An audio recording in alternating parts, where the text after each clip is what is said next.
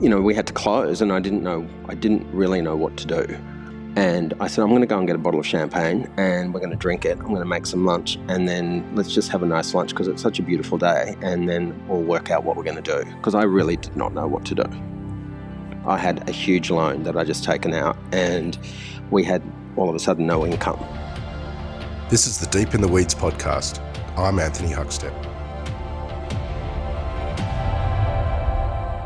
As the series has shown, the pandemic has given everyone in the hospitality sector a story to tell. Regional restaurants with no tourists, city restaurants with no workers, catering companies with no events allowed. The list, it seems, is endless. Many have had their entire business model turned on its head, and the road forward is like walking on shifting sand. Even though the regions are booming, some hospitality venues outside the CBD are still reeling. What will become of the regional venues reliant on huge catering events like weddings? Marty Boetz is the owner of Cook's Co-op in the regional town of Sackville, New South Wales. Marty, how you going? I'm fantastic today, thank you. I have my up and down days. Well, it's good to catch up with you. You've had a hell of a time, like many in the industry. You are in a regional town and your venue is about big events such as weddings and all sorts of things like that. What's this period of time been like for you? We did a major renovation at the beginning of this year, the end of last year, to build a kitchen onto the shed. And that was, just to get that done was really quite full on for me, because it was endless council meetings and we finally got it through, and then bank loans didn't happen, and then I was just not really sure what I was actually going to do about this time last year. I thought, look, if this doesn't happen at the end of this year, 2019, I don't think I'm going to move forward with the whole project. It was just getting to the point where it was ridiculous, and we had so many events booked in for this year, and I knew that, and so the last event that we had for 2019 was sort of mid-November, and I thought to myself, well, should I, in my head, I didn't really voice it to anyone, should I stop it then or should I just wait and see? So obviously I waited and I saw, and I took a little gig in Morocco for a friend of mine, Cassie, who has a restaurant in Marrakesh called Plus 61, and she invited me over to cook there for a few days, and which I did, and I'd never been to Morocco before. So I thought to myself, look, go away and see how you feel when you're when you're away, and see something else, and just move away from the shit that's going around in your head. And that was pretty full on, actually, that experience as well. And I was fortunate enough to have a really good friend of mine, Alex Herbert, who you know. She was actually touring Morocco at the time, and she said, Marty, I'll come and help you. So that was like brilliant, because I was cooking Thai food in Marrakesh for about 4 services, and the boys that I worked with had never cooked Thai food before, so it was a learning curve for all of us, especially Muslim boys who thought, who is this strange white person cooking all of this strange food? Anyway, we all gelled together, which was great, and we got those services done. Alex was a trooper, because she is such a good list writer, which I'm not. It's all just floating around in my head. We got through that. And funnily enough, while I was there, the bank rang me and said, well, we've reconsidered your application for the loan. Things have changed in the banking world, and we will now grant you your loan.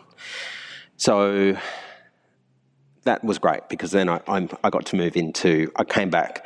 I was really excited, and the building. Basically, I'd said to the builder, start building, and I hadn't gotten this loan approval yet. I just thought, if I don't say yes, he's just going to take on another job. And the brief was I had to have the building finished by the 14th of March because that was when my first wedding was. So he didn't have a very long time to build a big kitchen and bathrooms as an extension onto a shed. And anyway, they did a very, very good job, and I'd never seen so many tradesmen on a very small block of area. For the last few days, we had so many cars here and so many tradies, and they all just got that job done, and I was really, really impressed. And, very stressed.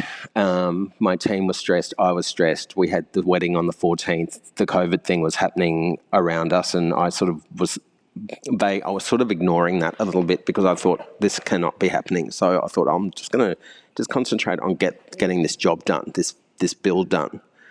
And we did have a wedding on the 14th of March, and it went really well. And it was sort of the first week where, wearing gloves and making sure that that there was hand sanitizer everywhere, and it was still available, and there was still toilet paper available in the shops, thank God. So I had, everything had finished. Like, we finished building on the 13th of March for that wedding the next day. Wow. It was ready to go. That's tight.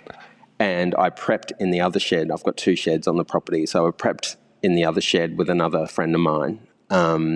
And then brought all the food down the next morning and put it into the new kitchen, which I did have tested the day before to make sure everything worked. And we did a dinner for 110 people. And then that was the one and only wedding we've done this year. When I had, 25 to 30 weddings booked for the whole, for 2020. And so the next thing that happened, then we had 1 week. I didn't have anything that following weekend. So that was the weekend where everything turned really weird. And that's when, the closures happened. And because I thought I'll have that weekend just to get everything under control and ready, because everything was ready, but as in just putting everything away and knowing how everything works properly. And then we had a huge wedding that following weekend for 160. And that then got canned because we couldn't do it. And those people were very, very, very distraught about not being able to have their wedding. And that's when we had to close, and I didn't really know what to do. I sat here with Madeline, my assistant, and her mum, Wendy, who work with me, both. And I said, I'm going to go and get a bottle of champagne, and we're going to drink it. I'm going to make some lunch, and then let's just have a nice lunch because it's such a beautiful day, and then we'll work out what we're going to do, because I really did not know what to do. I had a huge loan that I just taken out, and we had all of a sudden no income. It was like, anyway, I'm pacing the room now because I'm just reliving that horrible thought in my head. How did you deal with your clients that, weddings take a long time to plan, and although it was out of your control, like how do you deal with clients having to cancel up to 25 weddings? Well, I've got a really good assistant, Madeline, and she is my mouth, because I'm not that good at dealing with that sort of thing, because I can't, I want to please everyone, and then I say things that I probably shouldn't say, and then I forget that I've said them. And anyway, so she sort of takes control of that. But that particular couple had postponed their wedding twice because I postponed the build twice of the shed, and they really wanted to have their wedding at the Cook's Co-op. And they wanted the shed to be renovated, and it was, but they couldn't have it. So they actually thought it was a bad omen. They shouldn't get married, because every time it was about to happen, it didn't happen. So how are you feeling at that time when you had that loan hanging over your head, a beautiful new kitchen, but no income coming in? How did that make you feel at that time? I was sick. I had, after I came back from Morocco, I had rented this house in Windsor, and I'd been living there. It was very beautiful, and I was very happy. And the owner decided that they wanted to move back in. So when I got back from being away, I then had to move. So I moved into the cottage, which I have on the property, which is it's cute. And I was doing the Airbnb thing, and it was doing quite well. And I didn't really want to take on somewhere else to rent, so I thought I'm just going to move into that cottage for a few months, and then by the time the weddings start, I'll move out again. And so, answering your question, I was already uncomfortable living on the property because I was always here. It was good for the build time, but I really thought I was going to be able to move out quite quickly. And then when that happened, I thought, well, the point of that story was the bushfires happened or were happening over that Christmas period while we were building, and that was another major drama because I thought, what if the place burns down? I mean, I'm in the bush, and the Gospers Mountain fire, I could see the glow of the fire in the sky at night from my bedroom window, and that was scary. And I thought, and there was some mornings where my room was full of smoke.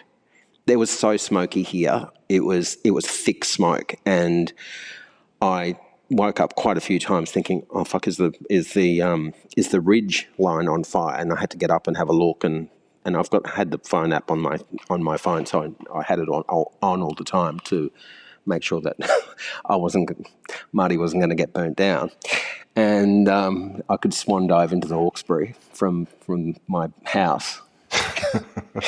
Anyway, that didn't happen, thank God. But it was close. The fire was sort of 18 kilometres away from the Cook's Co-op, so it didn't come up the ridge. And going back to that question, the loan thing, by the time we got to the build and it was done and I was happy and I thought, we'd done the bushfires, we also had a flood in between that time. The Hawkesbury did flood. And I couldn't get into this area for about 3 days. And I was here, but you couldn't get out. That was another, that was like, how many things can happen? And then people were saying, there's going to be a locust plague next. And I'm thinking, I just don't think that's going to happen. I really don't. And then, anyway. So what my thoughts were when we were drinking that champagne was, I just don't know how I'm going to manage all of this now, because there was nothing. We'd also, because I used to do a produce run into Sydney to chefs, and that finished. I finished doing that sort of at the end of February, and that was an extra income that we always had by doing the deliveries once a week. And so I'd collect from farmers around here and deliver it into chefs in Sydney, and that was great. And I did enjoy doing it for the time, but I couldn't wait to stop doing that, and we ceased doing that in February because I wanted to obviously concentrate on doing events. So I stopped doing that, which was lucky because then all the restaurants closed down anyway. So I didn't have that either. So I was sort of just sitting here thinking, I don't know what to do. And I was watching other people in Europe and London and other chefs around doing the takeaway thing. And I'm thinking, I live in Sackville, and doing takeaway out of a shed, I just don't know if that's going to happen. And I said to Madeline, do you reckon I should just do Thai takeaway on Saturday night and see how it goes? And so we did, and it was really busy. We sold out like immediately, and because I put it online, you had to prepay for the little menu that I did, and then we boxed it all up and we took it out to the cars and put it in your boot hot. So it was hot food. The rice, the curry, the relish, the whatever else. I can't even remember what I did that night. But anyway, it was a full and dessert and whatever else it was. And so we did that the first weekend, and I sort of looked at the takings. And after, it took me quite a few days to prep it all and get it done. So it was like, 100 meals or however many meals it was. It was a lot of food.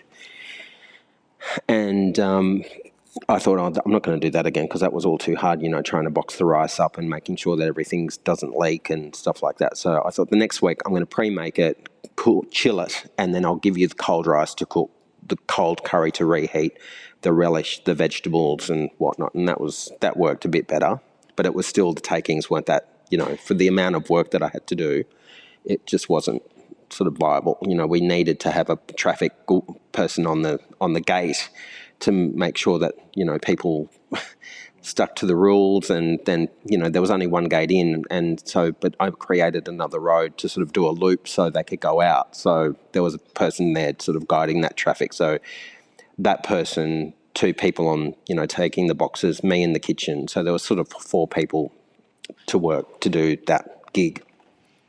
So the next week, the 3rd week in, I decided to do a produce box, have the food in there, extra produce so you could bulk up your meal. It was cold food, and I did different cuisines every week. So it wasn't always Thai. It was Italian or Middle Eastern or Thai or laksa. I did a laksa one weekend. That was like, I've never been angry at myself so much for saying, do a laksa, Marty, it's going to be so easy. It's like there's so many elements to laksa that you cannot just chuck it all in a box. There's no way. You've got separate noodles, separate bean sprouts, separate. Everything was separate. And it looked beautiful, but it was really, really hard. And I would never do that to myself again. Grilling chickens to order, chopping them up. And I was like, oh, Marty, what are you doing? Anyway, people enjoyed it and they thought that was the best box ever, but it was the most work ever. So moving forward, to get me through the summer months, I've got a plan, and the plan is that I want to do the produce boxes again, but I'm not going to do them out of the eating shed. I've got another shed with a big cool room in it. So I thought people could come up to the big cool room, grab their box. I'd like to have some other value-added stuff in the room. I haven't decided what that is yet, but like maybe extra veg or some other bits and pieces that I'm thinking about, breadboards, you know, stuff with Cook's Co-op on there, because people like that. And then have the ready-made food also, and maybe have some extra stuff there if they're interested, they could purchase that too. So come and get your box, browse around, see if there's anything else that you'd like. We're going to be prepping in the shed anyway, down at the eating shed. So I thought maybe we could do a really tiny menu for lunch, and then people could use it as people are coming out from the city, come and grab your box, go down to the shed, have a bowl of pasta or have some school prawns or whatever that we've got on, and just have a bit of a day out, because I think people are going to really want a day out soon, because if we can't travel and Christmas is coming up, I really think that's what, I've asked quite a few people and from the city, and they say, oh, Marty, would come out and grab it. It's only an hour, from the city, CBD, and it's a great drive. It's really easy, and you are in the country, and it's so beautiful to see the Hawkesbury River. No one's sort of seen that aspect of it before, because it's such a great expanse of water that we're looking onto, or that the Cook's Co-op looks onto. So it's something that I really want to share with people as well. You created those boxes to get through that period of time. What happened once the industry was allowed to open up again? Because we couldn't have big events, but you were allowed to trade as a restaurant. So what I did then, I thought, well, I'll do the 10 people and we'll just continue doing the boxes. So we did the boxes, we did the 10 people on Saturday night. So after the boxes had been divvied out, then I did 10 people for dinner, and then it went to 20 or 50, or went straight to 50 from 10. So when it went to 50, I stopped doing the boxes, because the boxes waned. As soon as people could go shopping again, it sort of halved. So we had 2 weeks of thinking I was going to do 80 to 100 boxes. We only did 40. And that was fine, because I rang a few other people around and said, what's happening with your box, your box collection? And they're saying, oh, it's halved now. So it wasn't, I'm thinking, oh, maybe they're getting bored with me. But, I have to say,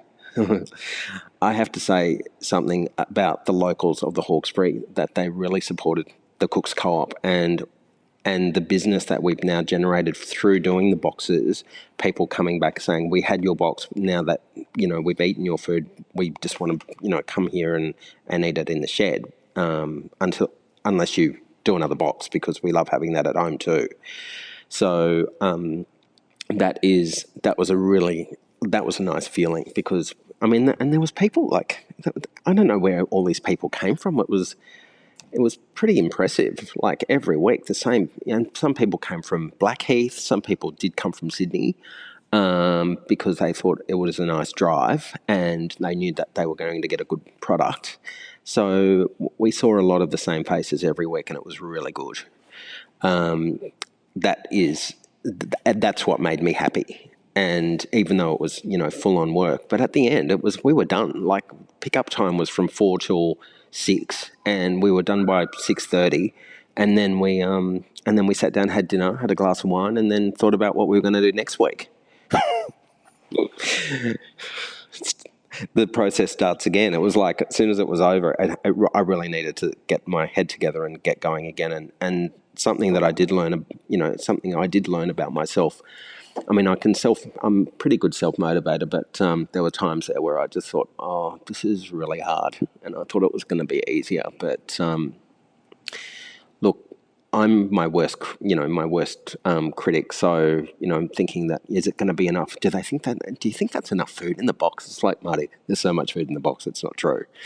How are you feeling about Cook's Co-op at the moment? You had 25 weddings booked in, and you had to change into becoming almost a restaurant again during this time. What's the landscape look like? I'm really glad that, I've got my restaurant background. I've got a good team. It's a very small team, but it's good, and we can do 60 people. I mean, we only need, 4 or 5 of us to do a 60 packs dinner, and we do that Saturday night and Sunday lunch. So it's back to back, and so I start prepping today, Thursday, Friday, and then Saturday night we do the people, and then Sunday we do the people, and then it again starts again. But it's not really what I wanted to do. It doesn't generate a huge income. I do need to do another day or another service. I'm very worried about the summertime, how hot it's going to be, and what I can do to make it easier on us, the staff, to still be able to do an event on a very hot day. We've done dinners when it's been 45 degrees out during the day, and then it cools off during the evening. And I put a big deck on the back of the shed so we can take the tables out there. There's no covering on there, so it's weather dependent as well. So that's something that I do need to do, but it's just obviously something that does cost money if you want to do it properly, which I do. So I'm just trying to think of things to do over the summertime, and I'm thinking maybe just do drinks and really light food that we can just have a menu.